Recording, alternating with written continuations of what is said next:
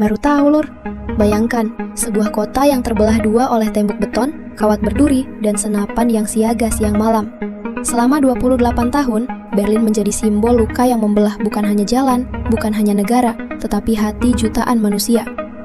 Tembok Berlin dibangun pada tahun 1961 menjadi ikon Perang Dingin. Namun, sejarah tidak pernah diam. Perubahan besar lahir dari keberanian tokoh-tokoh yang percaya bahwa kebebasan adalah hak semua orang.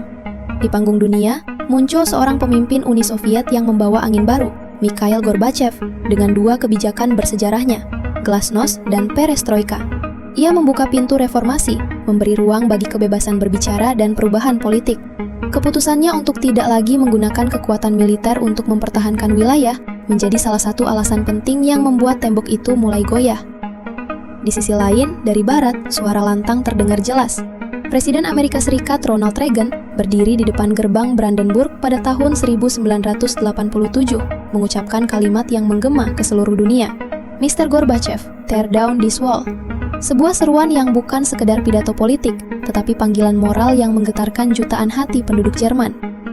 Dan ketika perubahan mulai bergulir, muncullah seorang pemimpin Jerman Barat, Kanselir Helmut Kohl, yang memainkan peran vital untuk menyatukan kembali dua negara. Dengan diplomasi, kesabaran, dan keberanian politik, ia menyusun langkah demi langkah menuju reunifikasi. Sementara itu di jalanan, suara rakyat makin kuat. Ribuan warga Jerman Timur melakukan demonstrasi damai di Leipzig membawa lilin, bernyanyi, berdoa tanpa kekerasan. Suara mereka menjadi gelombang yang tak terbendung. Hingga akhirnya, malam bersejarah itu datang. 9 November 1989, sebuah pengumuman yang membingungkan bahwa warga bisa menyeberang perbatasan segera tanpa syarat. Rakyat berbondong-bondong ke pos penjagaan. Para tentara, kehilangan perintah yang tegas, akhirnya membuka gerbang. Dan dunia menyaksikan momen yang mengubah sejarah. Orang memeluk keluarga yang telah puluhan tahun terpisah.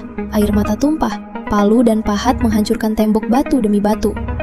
Setahun kemudian, 3 Oktober 1990, Helmut Kohl dan para pemimpin Eropa menandatangani kesepakatan bersatunya Jerman. Bukan hanya kemenangan politik, tetapi kemenangan kemanusiaan, bukti bahwa tembok bisa runtuh ketika pemimpin berani, rakyat bersatu, dan harapan tidak pernah padam. Runtuhnya tembok Berlin meninggalkan pesan yang abadi. Tidak ada tembok yang terlalu kuat untuk melawan suara kebebasan. Tidak ada batasan yang bisa menahan mimpi manusia untuk bersatu. Dan hari itu, dunia belajar satu hal. Ketika harapan dan keberanian berdiri bersama, sejarah tidak bisa dihentikan.